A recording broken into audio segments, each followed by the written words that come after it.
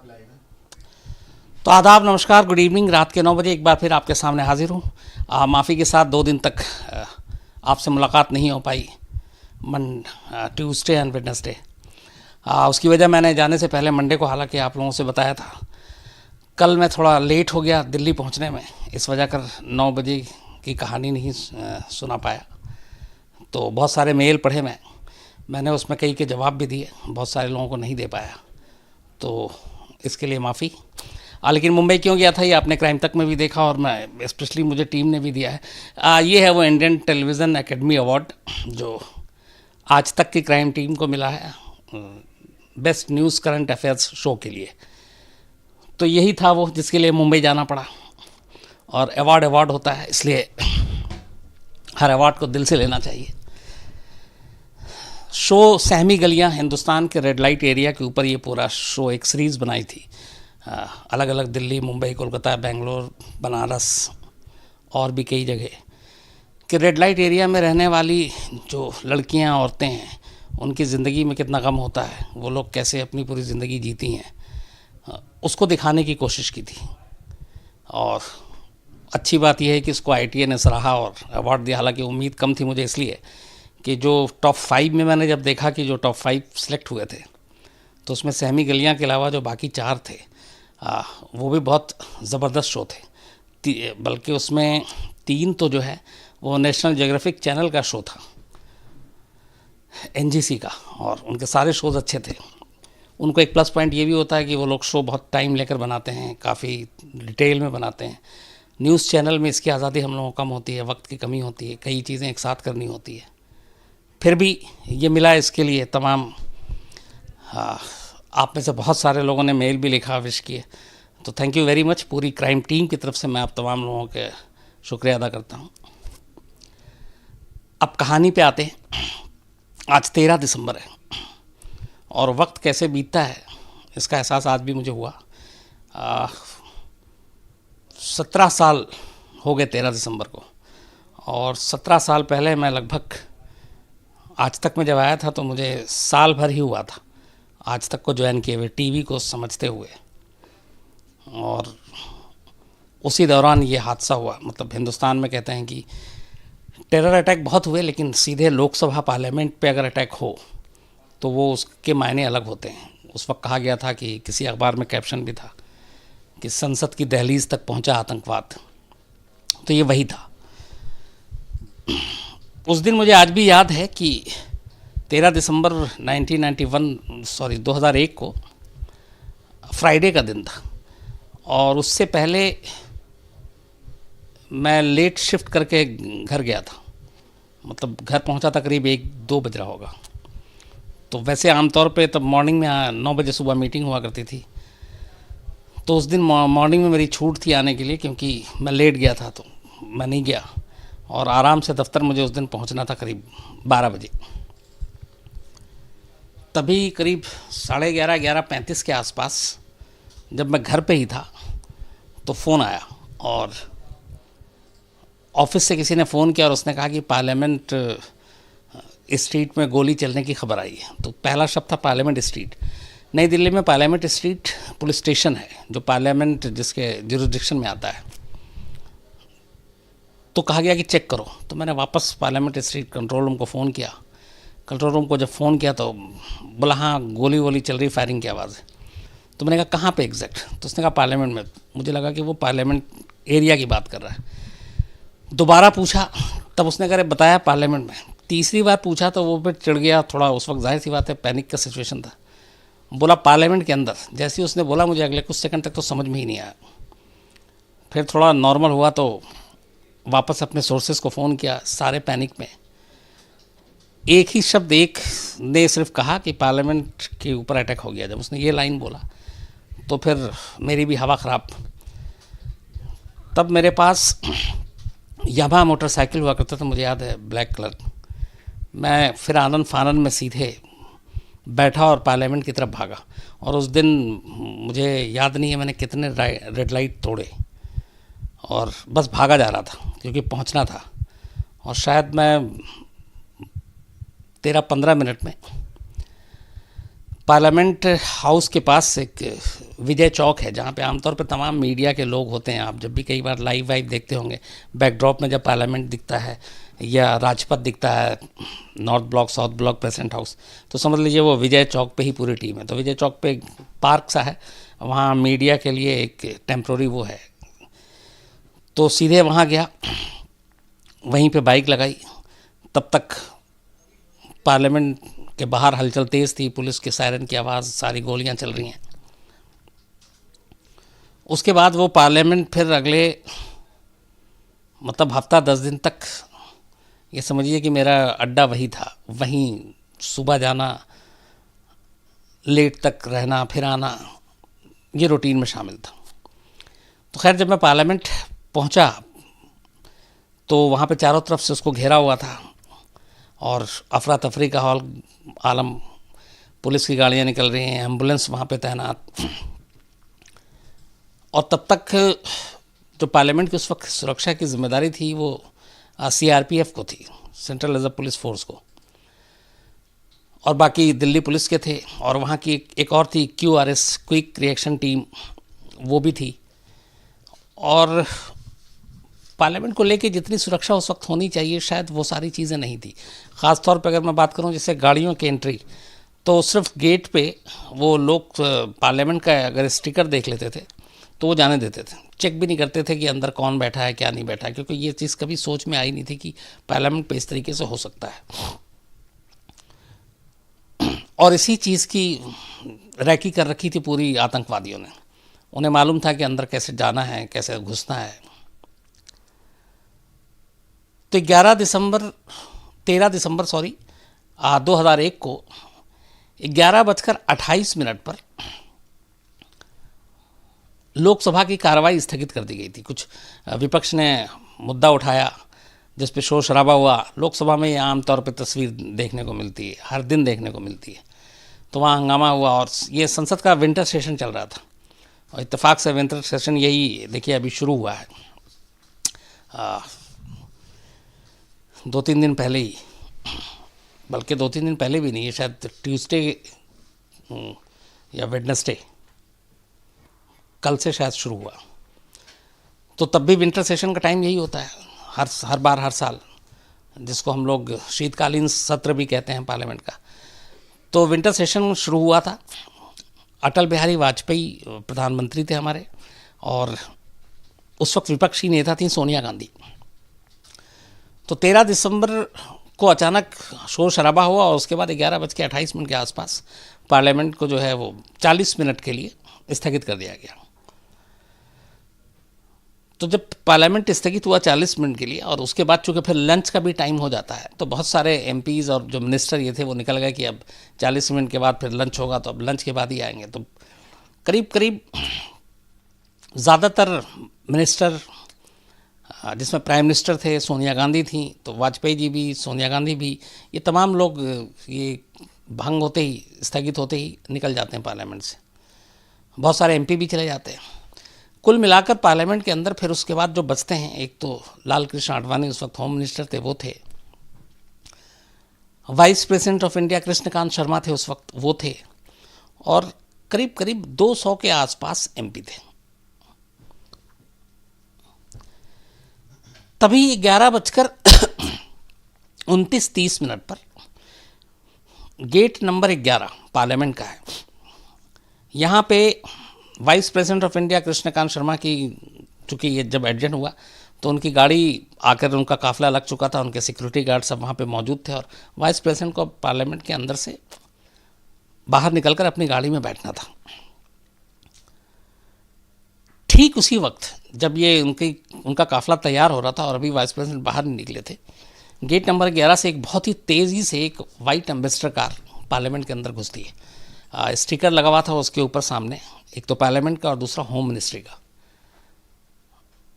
वो गाड़ी गेट पे रोकने की कोशिश की जाती है, जो सुरक्षा गार्ड थे, लेकिन वो रुकती नहीं है और वो बड़ी तेज़ी के साथ। पार्लियामेंट के अंदर आमतौर पे गाड़ियों की रफ्तार बहुत स्लो होती है, लेकिन उस वाइट एम्बेसडर की रफ्तार बहुत तेज़ थी। ऐसा लग रहा था कोई बहुत जल्दी अंदर घुसना चाहता है। तो जब गेट पे उसको रोकने की कोशिश की, वो नहीं रुका, तो जो सुरक्षा गार्ड हैं गेट पर तैनात, वो उस एम्बेसडर कार के पीछे दौड़ते हैं। एम्बेसडर कार और अपनी स्पीड बढ़ा देता है। उसके बाद इसी दौरान में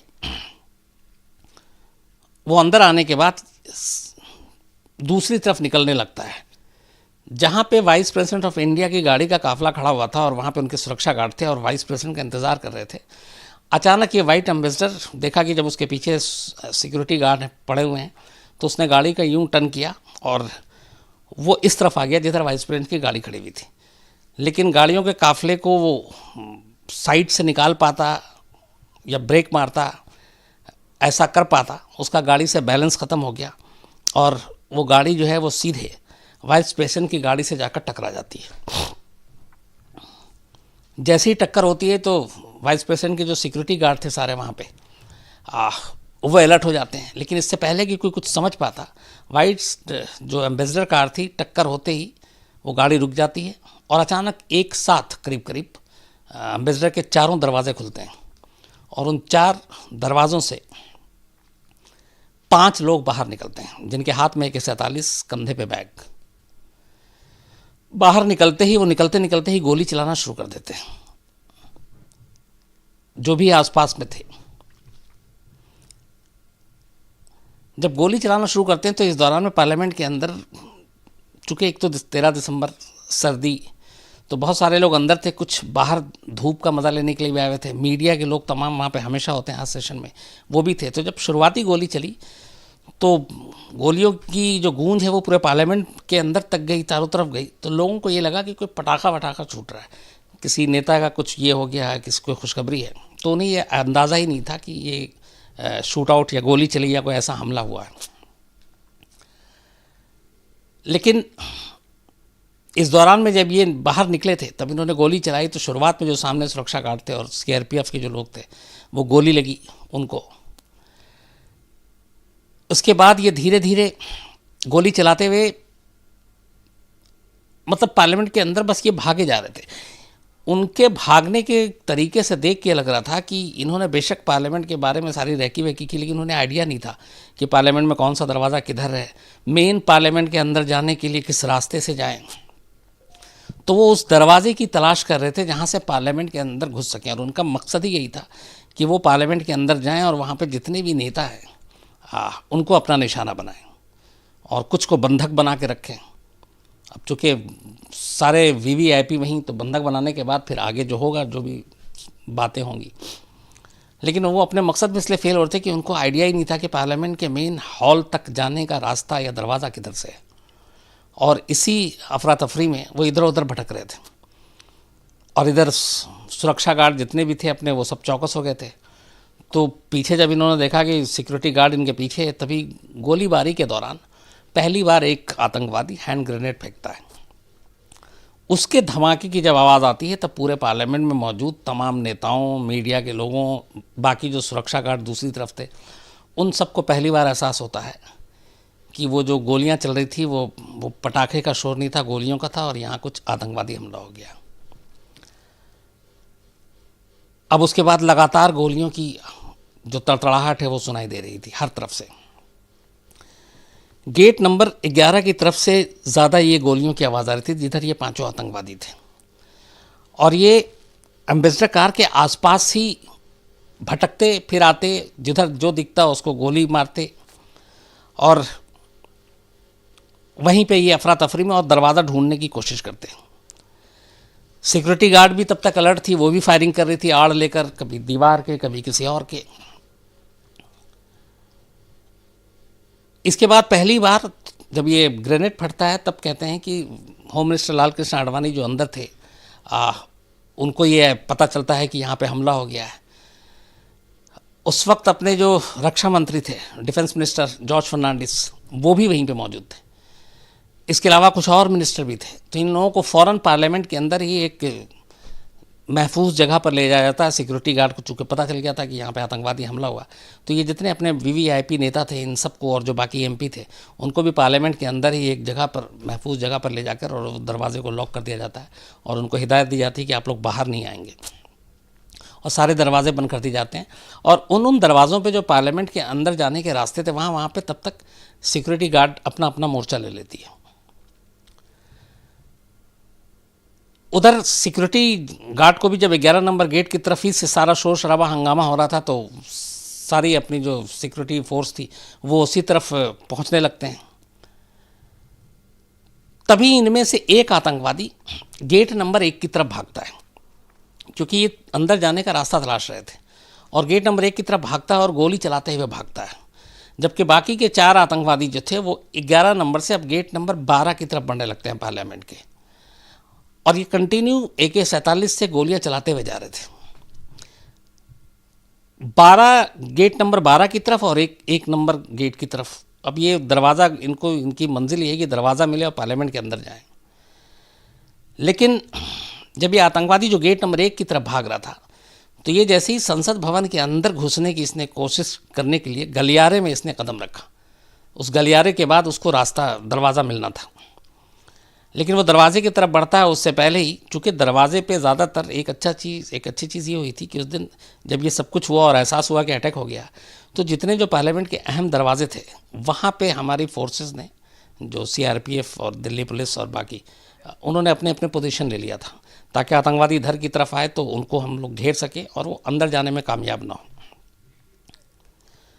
तो यही जो 1 नंबर की तरफ भागता है उसके पास गोली चलाते हुए तो दरवाजे के आड़ से फिर आमना सामना होता है, और जो पहला आतंकवादी था जिसको गोली लगी वो वही था जो दरवाज़ा गेट नंबर 1 की तरफ दौड़ रहा था, और गोली लगती है और वो वहीं पे गिर जाता है।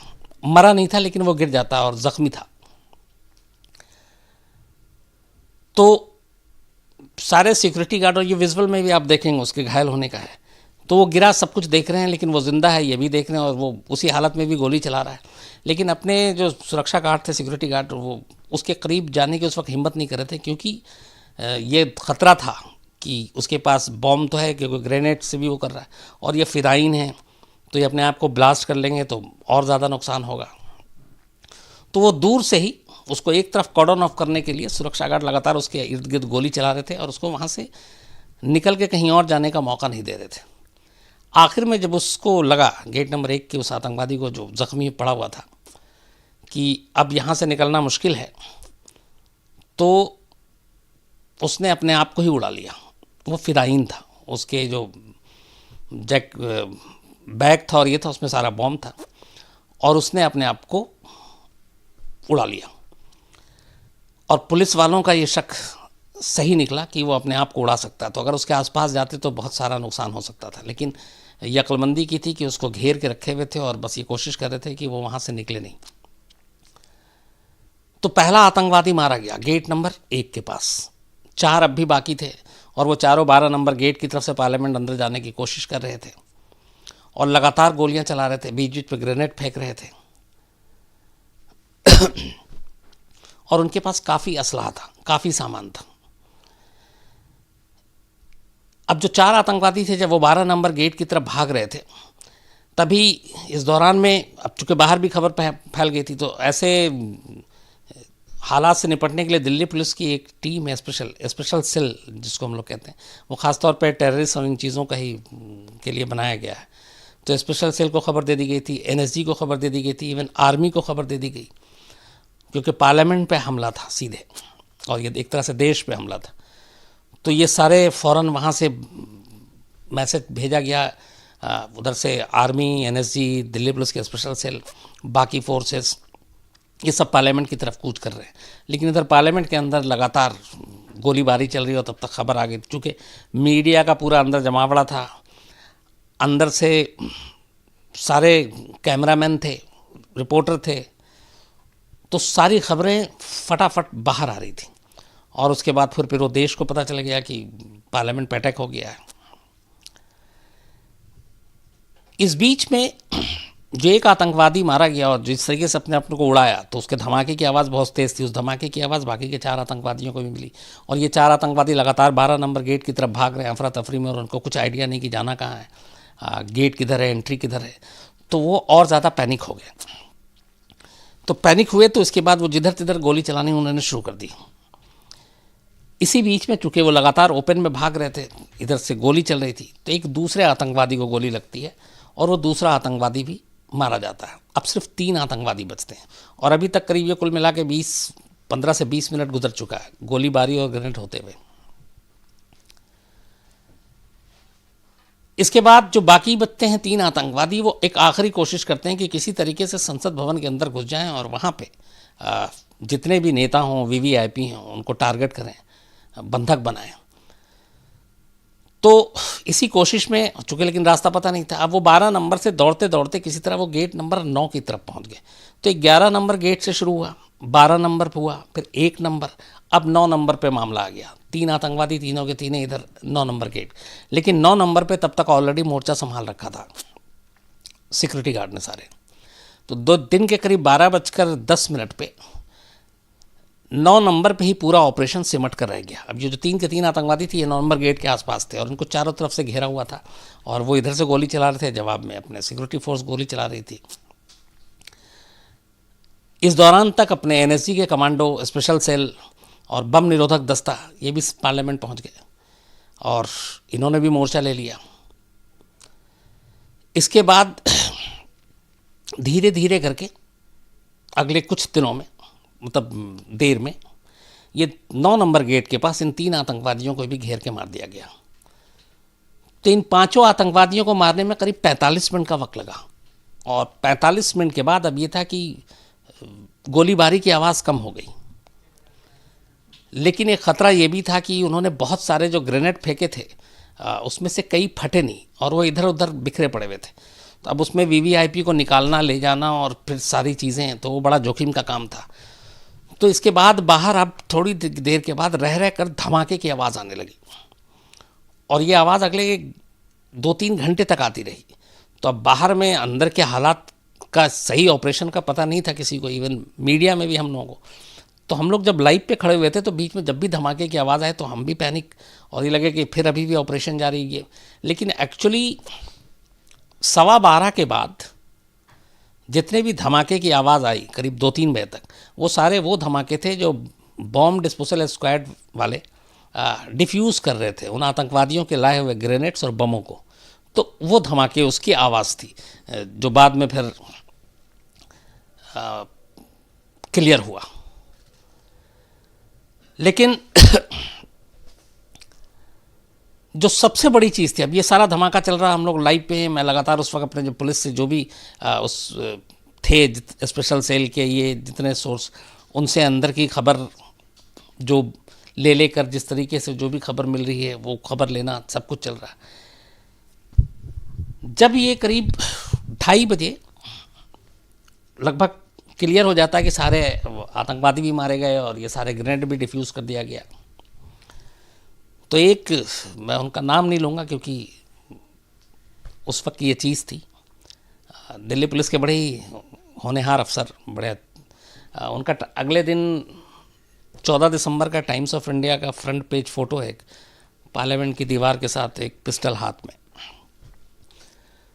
तो वो जब परेशान से बाहर निकले पार्लियामेंट हाउस से तो देखा, फिर मैंने, जो वही होता है जो एक रिपोर्टर की कुछ खबर बताएं, कुछ खबर अंदर में और क्या है, तो उन्होंने एक खबर दी और वो, मतलब वो उस वक्त की सबसे बड़ी ब्रेकिंग न्यूज़ हो गई थी फिर, और अगले कई घंटे तक यही चला और फिर बाद में हर चैनल ने चलाया। जिस सफ़ेद एम्बेसडर कार में ये 5 आतंकवादी पार्लियामेंट के अंदर गए थे और बहुत देर तक वो उसी एम्बेसडर कार के इर्द गिर्द रहकर ही गोली चला रहे थे, उस एम्बेसडर कार को छोड़ नहीं रहे थे, उसकी वजह ये थी कि उस एम्बेसडर कार की जब तलाशी ली गई तो उसमें करीब 30 किलो 30 kg RDX था और उसकी पूरी वायरिंग कर रखी थी उस एम्बेसडर कार में। तो उनका ये था कि अगर लास्ट में सारी चीज़ें नाकाम होती हैं तो उस कार को उड़ा देंगे, और जो एक्सपर्ट है उनका ये कहना है कि अगर वो एम्बेसडर कार ब्लास्ट कर जाता तो आधा पार्लियामेंट उड़ जाता। लेकिन जब वो गाड़ी लेकर अंदर आए थे और जिस तरीके से वाइस प्रेसिडेंट ऑफ इंडिया के काफिले के साथ उनकी गाड़ी टकरा गई और उसके बाद फिर दीवार से जा लगी, इस टक्कर की वजह से उसकी वायरिंग टूट गई थी और उसकी जो वायरिंग थी वो फ्लोर पे, छत पे, हर तरफ से वायरिंग की हुई थी। तो वो वायर टूट गया और उस वायर के टूटने की वजह से उस कार में रिमोट के थ्रू ब्लास्ट नहीं हो पाया। तो ये एक बहुत अच्छी चीज़ थी कि इस हादसे की वजह से एक वायर टूटना और उसकी वजह से इतना बड़ा नुकसान जो है, जो हो सकता था वो नहीं हुआ। तो ये एक मतलब ऊपर वाले का करम था। तो उस एम्बेसडर कार में इतने ये विस्फोटक लेकर आए थे कि जिसको इनको उड़ाना था। खैर 3 बजते बजते लगभग ये क्लियर हो गया कि सारे डिफ्यूज़ कर दिए गए, इवन इस कार को भी डिफ्यूज़ कर देंगे। अब इस एम्बेसडर कार की भी कहानी ये थी कि एम्बेसडर कार करोल बाग में इन लोगों ने कुछ दिन पहले ही ख़रीदा था और आराम से इनको होम मिनिस्ट्री के स्टिकर और पार्लियामेंट के स्टिकर मिल गए, वो ले लिया और वो चिपका दिया। लाल बत्ती की जो बीकॉन होता है वो भी उन्होंने ख़रीद लिया। तो ये सारी चीज़ें बाद में इन कमियों की तरफ ध्यान गया कि ये चीज़ें आसानी से मिल सकती हैं, तो और उसके बाद वो अंदर गए थे। ये भी कहते हैं कि जो एम्बेसडर कार थी, ये जो विजय गोयल बीजेपी के अपने नेता हैं, उनके किसी परिचित की थी और उन्होंने कुछ दिन पहले वो डीलर को बेचा था और इत्तेफाक से फिर ये आतंकवादियों ने ये इस कार को ख़रीदा। तो खैर अब 5 आतंकवादी मारे जा चुके थे और 5 की लाशें पार्लियामेंट में थी। बॉम्ब स्क्वाड ने सबसे पहले फिर उनकी जाके तलाशी ली, तो पता चला कि जो पहला गेट नंबर 1 के पास जो मारा गया था, जिसने अपने आप को उड़ा लिया था, उसके अलावा बाकी किसी के बॉडी पे कोई बॉम्ब नहीं, मतलब वो फिदाइन टाइप का मामला नहीं था, सिर्फ पहले ने ही किया था। तो उन सब की तलाशी के बाद अब जांच शुरू होती है। जांच में हर एक की जब तलाशी ली गई, तो जो पहला शख्स जिसने अपने आप को उड़ाया था, उसके पास से एक मोबाइल बरामद होता है। उस मोबाइल को स्पेशल सेल की टीम लेती है और उस मोबाइल को जब वो चेक करती है, तो उसमें जो आखिरी 3 नंबर या तो किए गए थे कॉल या रिसीव किए गए थे, उन तीनों को खंगाला जाता है। तो वो तीनों नंबर दिल्ली से मिले, दिल्ली के। उसमें एक नंबर था अफजल गुरु का, एक नंबर था शौकत का और एक नंबर था प्रोफेसर गिलानी का, जो दिल्ली यूनिवर्सिटी में प्रोफेसर थे। पुलिस की टीम फ़ौरन इन नंबरों पर अपने लोगों को भेजती है और जो आखिरी 3 नंबर डायल किए गए थे, उन तीनों के पते पर पुलिस की टीम पहुंचती है। नॉर्थ दिल्ली में इन तीनों का लोकेशन मिलता है। तो जब ये नॉर्थ दिल्ली में पहुंचते हैं उस लोकेशन पे, तो वहाँ से इन्हें 2 लोग मिलते हैं। शौकत के घर में एक अफशां गुरु, जिसका नाम नवजोत है, वो शौकत की वाइफ, और दूसरा प्रोफेसर AR गिलानी, जो दिल्ली यूनिवर्सिटी में प्रोफेसर है। ये दोनों मिलते हैं। अब जब पुलिस इन दोनों से पूछताछ करती है, तो पता चलता है कि शौकत और अफजल गुरु ये दोनों कश्मीर निकल गए हैं और इस हादसे के जब ये पार्लियामेंट अटैक हो रहा था, उसके बाद ये चूँकि मोबाइल वोबाइल मिलते मिलते शाम के 4-5 बजे थे, सारी इंक्वायरी करते करते, तो ये दोपहर को ही दोनों निकल चुके थे। तो अब पुलिस की टीम पूरा वो पता करती है, तो पता चला कि ये जो अफजल गुरु है, इसको 15 दिसंबर को दोपहर 1:30 बजे श्रीनगर के फल मंडी में किसी तारिक नाम के शख्स से मिलना है और एक लैपटॉप लेकर गया, वो लैपटॉप उसे देना है। तो ये खबर अफशां गुरु से पता चली। अफशां गुरु जो शौकत की वाइफ थी, शौकत भी इसके अफजल गुरु के साथ गया था और शौकत के ही बारे में ये सारी जानकारी कि 1:30 बजे ये वहाँ मिलेंगे और वहाँ पे कोई तारिक नाम का शख्स आएगा और वो मिलेगा और लैपटॉप देना है, इस काम के लिए गए। तो पुलिस की ये इन्फॉर्मेशन मिलती है, स्पेशल सेल की एक टीम फ़ौरन श्रीनगर के लिए रवाना होती है और श्रीनगर की फल मंडी में पूरा जाल बिछाकर बैठ जाती है। 15 दिसंबर संडे के दिन दोपहर करीब 1:30 बजे अचानक पुलिस को अफजल गुरु और शौकत दिखाई देता है और जैसी वो दिखाई देते हैं, पुलिस की टीम दोनों को पकड़ती है स्पॉट पे ही और फिर उनको लेकर उसी शाम फ्लाइट से दिल्ली आ जाती है। दिल्ली लाने के बाद अब पूछताछ होती है। तब पुलिस के पास 4 लोग थे, अफजल गुरु, प्रोफेसर AR गिलानी, अफशां और शौकत। इन चारों से पूछताछ करने के बाद फिर जो पुलिस की पूरी सामने चीज़ें आई, वो ये थी कि जो संसद भवन पे 5 लोग जो घुसे थे सफ़ेद अम्बेसडर कार में, वो पांचों के पांचों पाकिस्तानी थे, पाकिस्तान के पंजाब इलाके से थे, और वो पांचों यहाँ पे पार्लियामेंट अटैक जो हुआ उसको करने के लिए उन्हें गाज़ी बाबा ने भेजा था।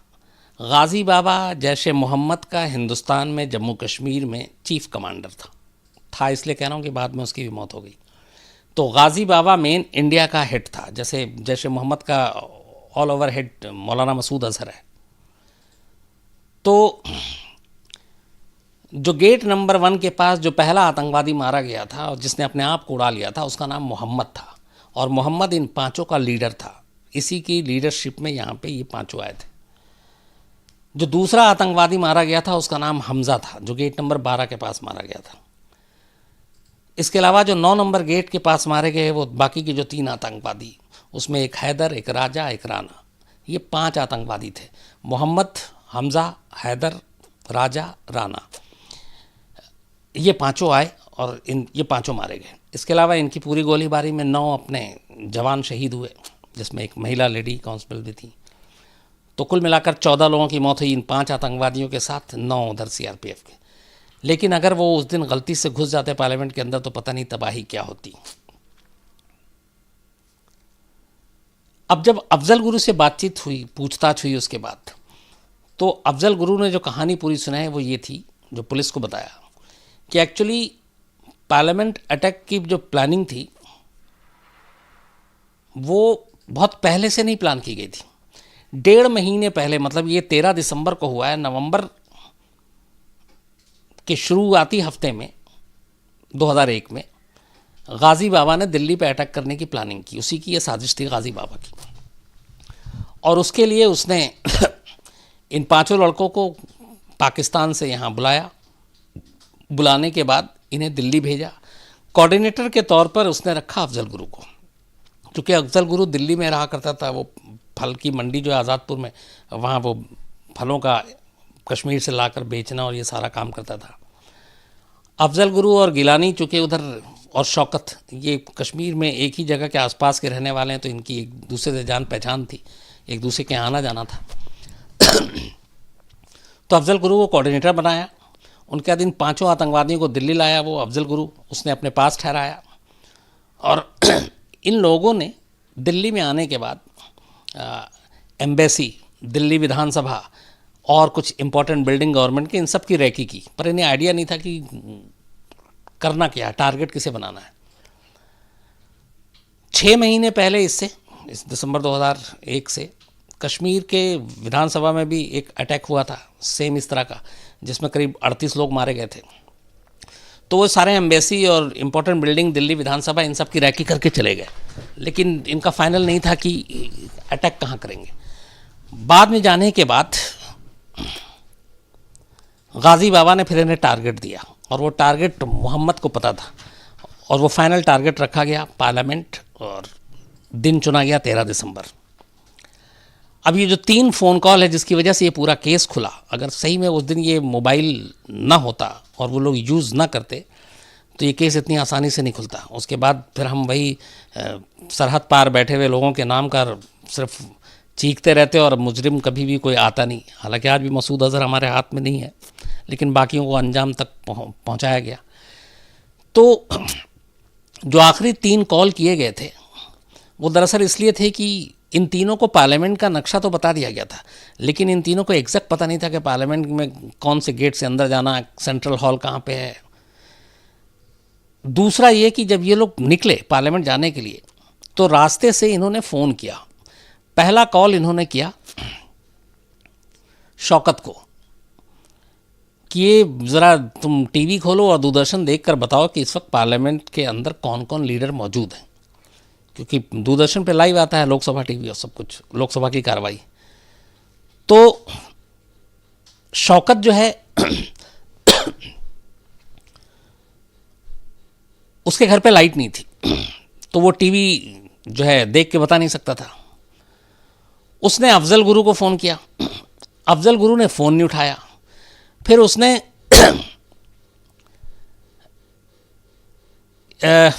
तीसरा जो प्रोफेसर AR गिलानी, नहीं गिलानी ने फ़ोन नहीं उठाया, जब गिलानी को किया तो गिलानी ने फ़ोन नहीं उठाया, फिर अफजल गुरु को किया तो अफजल गुरु ने फ़ोन पे उसने पूछा कि ये क्या, लेकिन तब तक बात करते करते ये लोग, चूंकि लगातार तीसरा कॉल था और ये बिल्कुल पार्लियामेंट के गेट तक पहुंच गए, तो फिर उसने जब फ़ोन उठाया तो उसने कहा कि अब रहने दो, कौन अंदर है कौन बाहर हमें फ़र्क नहीं पड़ता, क्योंकि अब हम बस पार्लियामेंट में घुसने जा रहे हैं, और उसके बाद फ़ोन डिस्कनेक्ट और कट जाता है। तो ये जानने के लिए कि लोकसभा में उस वक्त कौन कौन लोग मौजूद हैं, कौन कौन से टॉप लीडर मौजूद हैं, इसलिए ये 3 फ़ोन किया और यही 3 फ़ोन कॉल पुलिस को उन तक पहुंचाने में कामयाब रहा और इस तरीके से ये पकड़े गए। तो ये पूरी प्लानिंग गाजी बाबा की थी, जो जैश ए मोहम्मद का इंडिया में मेन कमांडर, और उसने इसके लिए अफजल गुरु को चुना कोऑर्डिनेटर के तौर पर। अफजल गुरु का काम यह था कि दिल्ली लाने के बाद इन 5 आतंकवादियों को शेल्टर देना, इनको रैकी कराना, इनको गाड़ी दिलाना, इनको वहाँ तक पहुँचाना, और इसके बदले में उसे पैसे मिलने थे। और ये जब सब कुछ हो गया था, तब जब पार्लियामेंट के अंदर जाने से पहले मोहम्मदी वो शख्स था जिसने अफजल गुरु को एक लैपटॉप दिया, 10 लाख रुपए दिए और 25,000 अलग से दिए। वो 25,000 अफजल गुरु के पर्सनल खर्च के लिए दिए थे, और उसने कहा था कि ये लैपटॉप और ये 10 लाख रुपए श्रीनगर की फल मंडी में संडे 15 दिसंबर दोपहर 1:30 बजे तारिक नाम का एक शख्स आएगा, तुम उसको दे देना। और वो जो तारिक था वो गाजी बाबा का राइट हैंड था, वो भी एक तरह का बीच में जो हेल्प करता है। तो ये जाकर फल की मंडी में तारिक के हवाले करना था अफजल गुरु और शौकत को, और तारिक उसको ले जाता गाजी बाबा के पास। लेकिन अफजल गुरु, और जब इसको पकड़ लिया गया तो ये भी शक है कि तारिक वहाँ पहुँचा था, लेकिन उसने देख लिया इन दोनों को पकड़ते हुए, तो वो वहाँ से खिसक लिया, तो इसलिए तारिक पकड़ाया नहीं। कुछ वक्त के बाद कश्मीर में ही एक इनकाउंटर में गाजी बाबा मारा गया, तो वो अपने अंजाम तक पहुँच गया। इधर इन चारों पे केस चला, मुकदमा चला। लोअर कोर्ट ने जो अपना फैसला सुनाया उसमें अफजल गुरु, शौकत, प्रोफेसर AR गिलानी, इन तीनों को फांसी की सज़ा दी। और अफशा गुरु का सिर्फ ये था कि इसे कुछ कुछ जानकारी थी, लेकिन इसने पुलिस को बताई नहीं और उसका कोई और रोल नहीं था, तो उसे 5 साल की सज़ा सुनाई। इस लोअर कोर्ट के फैसले को हाई कोर्ट में चैलेंज किया इन लोगों ने। जब चैलेंज किया तो हाई कोर्ट ने फिर वहाँ पे अफजल गुरु की जो सज़ा थी वो बरकरार रखी, फांसी की। प्रोफेसर AR गिलानी को सबूतों के अभाव में बरी कर दिया गया, और शौकत की जो फांसी की सज़ा थी उसको 10 साल में तब्दील कर दिया गया। कोर्ट का ये कहना था कि उसका डायरेक्ट इस तरीके का कोई लिंक जो है वो इस्टेब्लिश नहीं हो पाया। तो अब सिर्फ एक ही फांसी की सज़ा बची, वो अफजल गुरु की। प्रोफेसर गिलानी बरी हो गए, शौकत जो है उसको 10 साल की सज़ा, अफशा गुरु जो शौकत की वाइफ है उसको 5 साल की सज़ा। इसके बाद ये खैर मामला सुप्रीम कोर्ट में भी गया, सुप्रीम कोर्ट ने यही फैसला बरकरार रखा। उसके बाद अफशा 5 साल की सज़ा काट कर रिहा हो गई। शौकत को 10 साल की सज़ा मिली थी, लेकिन जेल के अंदर तिहाड़ में उसके अच्छे चाल चलन को देखते हुए 9 महीने पहले ही उसकी सज़ा पूरी होने से पहले उसको रिहा कर दिया गया।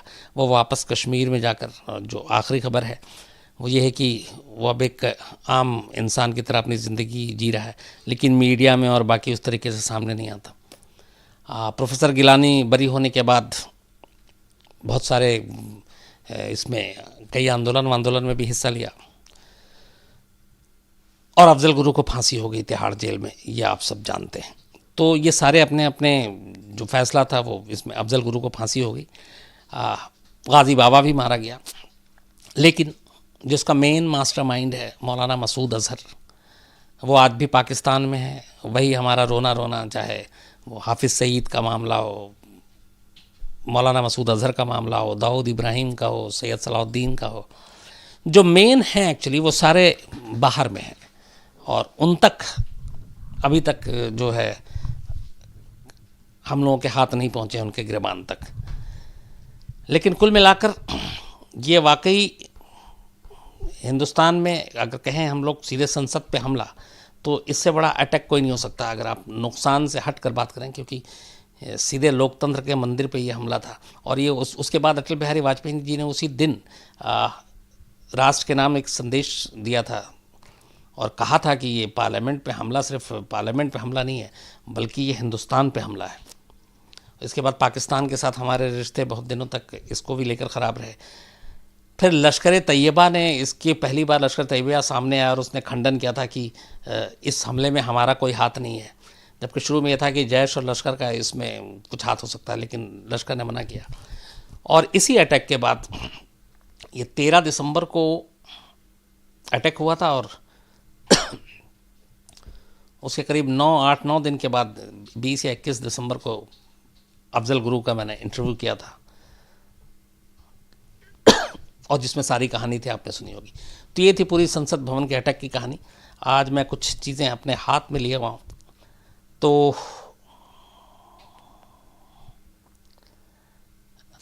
बहुत सारे लोगों ने लिखा है कुछ कुछ के मैं सवाल भी ले लूँगा, लेकिन कुछ कुछ कृष्णा परमार जी पता नहीं मेरे बारे में कह रही हैं, किसके बारे में कह रही हैं कि इनको इंग्लिश पढ़ना आता है या नहीं है क्या। मेरी अंग्रेज़ी बहुत कमज़ोर है कृष्णा जी। संदीप चटर्जी हैं, इनकी भी कुछ फरमाइश है। गजानन खरबे हैं, बहुत सारे लोग कहते हैं, तो सतीश आरकोट हैं, अमरीश हैं, सबीना खातून हैं, और मिसबा अरशद, कृष्णा परमार, सद्दाम अली, मिसबा आशीष, सुमन कुमारी, मिसबा अरशद, यशपाल पवार,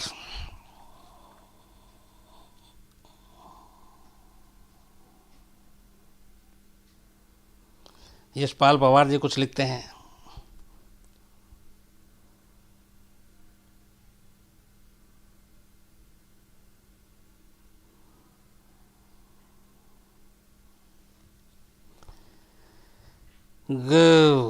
बहुत सारे हैं, मैं सिर्फ सवाल चेक कर रहा हूँ कि पार्लियामेंट से जुड़ा हुआ जो सवाल है। सर एक दिव्यांशु राज जी का सवाल है पार्लियामेंट से रिलेटेड। एक है इंडिया के इंटेलिजेंस, जाहिर सी बात है इसकी खबर किसी को नहीं थी, इसलिए पता नहीं था। कई लोगों की और बहुत सारी कहानियों की फरमाइश है। एक चीज़ और इसमें कुछ लोगों के हैं जो मैं बताऊं कि इस अटैक के बाद पार्लियामेंट में सिक्योरिटी को लेकर बहुत सारी चीज़ें हुई। जैसे अब पार्लियामेंट के अंदर अगर कोई भी गाड़ी का यूँ घुसना अब तो नेक्स्ट टू इम्पॉसिबल है। और सुरक्षा चाहे वो फिर गैजेट्स के थ्रू हो, फोर्स के थ्रू हो, बिल्कुल एकदम चप्पे चप्पे पे निगरानी है। और अब पार्लियामेंट की दहलीज पार करना किसी के लिए भी, बल्कि स्टिकर और वो सारी चीज़ों को भी लेकर बहुत सारी बदलाव की गई है, अब बहुत मुश्किल काम है। तो पहले ये इजी था, अब मुश्किल हो गया है। हाँ यार बताओ कुछ और। सर एक सबसे पहले सर एक सवाल की शिकायत है सर। एक हीरल राठौर साहब हैं, जो बोल रहे हैं को दृष्टिहीन है, और वो हमारे बहुत पुराने सब्सक्राइबर हैं, वो आपको मेल किया है उन्होंने और आपने उनका रिप्लाई नहीं किया, उस चीज़ को बोल रहे हैं सर। उसके अलावा सर एक सवाल है, त्रिपाठी जी हैं सर, ये लवनीश त्रिपाठी, वो बोल रहे हैं कि इस हमले के अंदर हमारे सोल्जर तो शहीद। एक इसमें चांद मोहम्मद का सवाल है कि गिलानी को क्यों रिहा किया गया जबकि वो साथ। इसमें 2-3 चीज़ें थी, एक और भी चीज़ है, पता नहीं उसको आप लोग कैसे लेंगे। जब अफजल गुरु का इंटरव्यू किया था मैंने, तो वो इंटरव्यू अभी भी पड़ा हुआ, उस पर आप देख सकते हैं। तो उस वक्त वहाँ पे दिल्ली पुलिस के स्पेशल सेल के एसीपी राजबीर वो भी बैठे हुए थे, और भी कुछ पुलिस वाले थे, और हम 3-4 चैनल को ये मौका मिला था इंटरव्यू करने के लिए, तो बाकी के भी जर्नलिस्ट बैठे हुए थे। तो एक सवाल मैंने अफजल गुरु से वहीं पे पूछा था कि इस पूरे ऑपरेशन में प्रोफेसर AR गिलानी का क्या रोल है। तो अफजल गुरु ने ये कहा था कि इस पूरे मामले में गिलानी को कुछ पता नहीं था, और हमने जो ये 5 आतंकवादी लेकर आए थे उनसे पूछा था, तो उसने बताया था कि ये मेरे पाकिस्तान से दोस्त आए हैं और इनको UAE भेजना है, UAE जाना है, तो यही बता के घुमाया। हालांकि अफजल गुरु ने साथ में ये भी कहा था कि बाद में कुछ स्टेज पे आकर शायद गिलानी को शक हो गया था कि मैं कुछ गड़बड़ कर रहा हूँ, बट अफजल गुरु ने कहा कि मैंने उसको टाल दिया। तो उसके इंटरव्यू से ये साबित होता था कि इस अटैक के बारे में या इस प्लानिंग या साजिश के बारे में प्रोफेसर गिलानी को कुछ पता नहीं था। ये मैं नहीं कह रहा हूँ, ये कोर्ट के दस्तावेज़ कह रहे हैं, और इसमें कहीं ना कहीं इसका जो ये इंटरव्यू था ये भी कोर्ट का एक हिस्सा बना था। और बाकायदा चूँकि इंटरव्यू मैंने किया था, तो अदालत की तरफ से सम्मन भी आया था मुझे। पटियाला हाउस कोर्ट में मैं गया, बाकायदा वहाँ पे टीवी पे VHS ये इंटरव्यू मुझे जो है रॉ फुटेज के साथ, और जो ऑन एयर गया वो, और जो पूरा था इंटरव्यू बिना कट के, अनकट, वो अदालत से आया था कि आप लेकर आएंगे। और बल्कि उससे पहले मुझे 2-3 बार बुलाया गया था, मैं जा नहीं पाया या फिर मिला भी नहीं था मुझे संबंध। तो लास्ट में ये था कि नॉन बेलेबल वारंट हो जाता अगर मैं नहीं जाता। तो मेरे जो लीगल रिपोर्टर थे राजेश आहूजा, उसने बताया कि जाना है इस बार, नहीं तो जेल चला जाएगा। तो फिर खैर ये सारे फुटेज अनकट और रॉ सब लेकर गया अदालत में। ये सारे अफजल गुरु से लेके ऐसा गिलानी, शौकत, अफशां गुरु, ये सब मौजूद थे कटघरे में। और उनके सामने जज जस्टिस ढिंगरा थे शायद, और वो टीवी पे वो इंटरव्यू प्ले हुआ, पूरा इंटरव्यू चला। उस इंटरव्यू के ख़त्म होने के बाद फिर मुझसे सवाल जवाब किए गए, और तब उन्होंने पूछा कि आपने सवाल किया था। मैंने कहा, तो जो कुछ मैंने कहा वो जो इंटरव्यू में था उसी से रिलेटेड था।